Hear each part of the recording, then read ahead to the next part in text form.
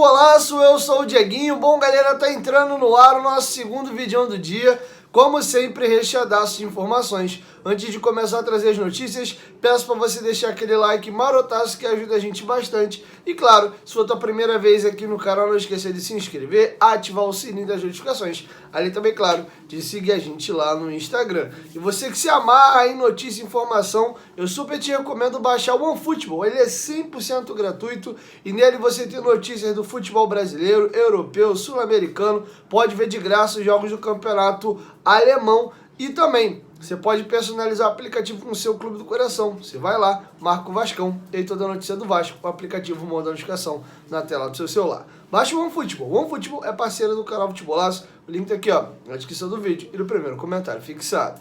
Bom, galera, a situação é a seguinte. Se teve uma coisa que funcionou muito bem nessa temporada do Vasco, foi o surgimento de promessas da base ou até mesmo de promessas se firmando. Figueiredo, que estava aí quase saindo pela porta dos fundos, conseguiu dar um levante na carreira na Taça São Paulo e acaba a temporada como titular absoluto. Andrei Santos, Eginaldo, lançados nessa temporada, nesse momento, são titulares do Vasco. O André, inclusive, consolidado, titularíssimo, com nome ligado ao Newcastle da Inglaterra e também ao Barcelona da Espanha. Então o Vasco conseguiu consolidar. Peck durante muito tempo foi importante, teve um 2020 ruim, voltou para a base, foi bem na base, subiu, voltou a ter oportunidades, foi importante num período. É um jogador que está dentro do contexto hoje do Vasco. Ele que chuta a bola, que o goleiro Saulo bate roupa e o Alex Teixeira sofre o pênalti. Mas não para por aí.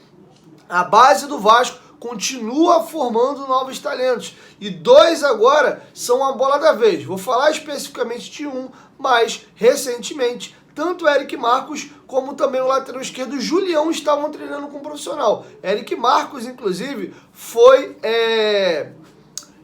relacionado para uma partida pela primeira vez. Esteve no banco de reservas contra o Sport, apesar de não ter atuado. Ele joga de meia, joga também de ponta, joga mais de ponta, tem convocações recorrentes para as seleções brasileiras de base e eu gostaria de apresentar um pouco o jogador melhor a vocês. Eu vou trazer para vocês uma matéria do GE hoje para vocês entenderem esse processo que o Vasco vem fazendo, que é inspirado no River Plate. Se tem uma coisa que deu muito certo em 2022 foi a transição entre a base e o profissional, com o surgimento de nomes que correspondem bem em campo e têm sido fundamentais para a campanha do time que está no G4 da Série B desde a 7ª rodada. Nos últimos dias, mais um cria nesse processo está vivenciando o dia a dia do time principal no CT Moacir Barbosa. Trata-se de Eric Marcos, relacionado pela primeira vez para o jogo do último sábado contra o Sport no Recife. O atacante de 18 anos é outra grande promessa da base vascaína e se junta a nomes que já se tornaram realidade nesta temporada, como Andrei Santos, Marlon Gomes e Eginaldo. Vou trazer para vocês os números do Eric Marcos na atual temporada no time sub-20. 32 jogos, 9 gols marcados e 3 assistências, além de convocações recorrentes para a seleção brasileira de base. E aqui vocês vão entender qual é a ideia do Vasco de começar a trazer esses meninos já para treinar com o profissional. A ideia do Vasco é já ir preparando o Eric para a próxima temporada. Por isso que ele já subiu no profissional, faltando aí 4 rodadas para o fim. O processo de transição do clube foi adaptado do trabalho do River Plate na Argentina. A ideia é inserir os garotos no dia a dia do profissional sem integrá-los definitivamente, para tirar o peso da mudança de nível. Ou seja, o jogador estourou a idade na base, não tem mais idade para jogar no sub-20 e tem contrato. Joga lá no profissional. Ou não, o moleque tá estourando, tá bem no time de base, porra, eu quero ele no profissional, traz aqui direto. Não, o Vasco já vê esses jogadores que tem maior potencial de subir ao profissional e ficar, e antes mesmo de dar aquela vida definitiva, não, você vem aqui, você vai ficar e acabou, não. Ele já vem treinando, já vem jogando como profissional, volta pra base, entendeu? Vem pro profissional, volta pra base. A não ser as exceções. E aí nós vamos dar exemplo aqui do Eginaldo, do Marlon Gomes e do Eginaldo, que eles acabaram furando a bolha. Eu vou deixar com vocês agora, inclusive, um depoimento do Paulo Brax, o diretor executivo do Vasco, a respeito dessa transição.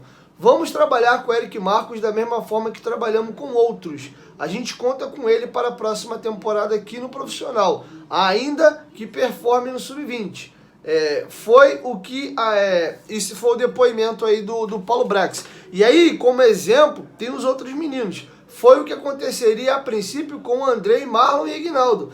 Mas como os garotos se adaptaram bem, não sentiram a pressão e deram um retorno técnico interessante para o Vasco em campo, eles acabaram integrados de vez ao elenco de cima. E aí sobre o Eric Marcos, ele chega ao Vasco em 2016 com apenas 12 anos de idade. Em setembro de 2020, Eric assina o primeiro contrato profissional e é visto como um dos mais promissores da base. No ano passado, o atacante teve o contrato renovado até dezembro de 24, ou seja, ele tem contrato com o Vasco a temporada que vem e a outra ainda. Inclusive que é quando ele completa 20 anos de idade, estouraria a sua idade de sub-20. Beleza? Em 2021, Eric Marcos defendia o sub-17 e foi um dos destaques do time na final do Brasileiro contra o Flamengo. O time de São Januário venceu o primeiro jogo por 3-1, com assistências e gol do Eric Marcos, mas no jogo da volta tomou um 4-1 e perdeu o título e foi vice-campeão brasileiro. Inclusive o jogo da ida do 3-1,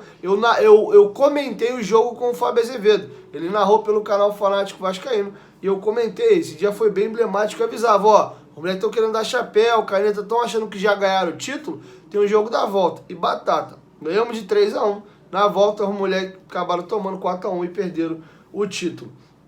Beleza? Então é isso. Só para finalizar, ó, responsável pela reestruturação da base do Vasco, o gerente de futebol do Vasco, Carlos Brasil, é quem lidera, ao lado do coordenador técnico da transição, Cadu Borges, o processo que tem rendido bons resultados do time na temporada.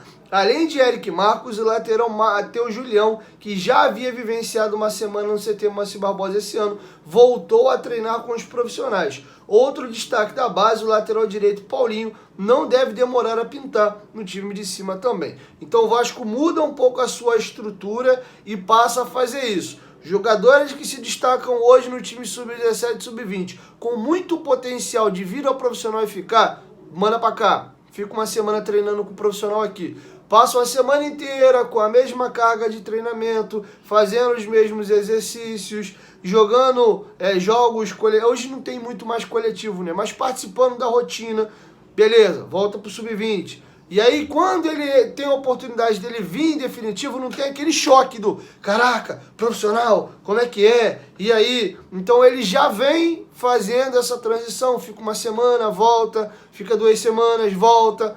O Vasco já acha que está próximo de acabar vindo o profissional e ficando. Então, inclusive, o Paulinho, lateral direito, que vem chamando muita atenção no sub-17, é aguardado em breve no time de cima.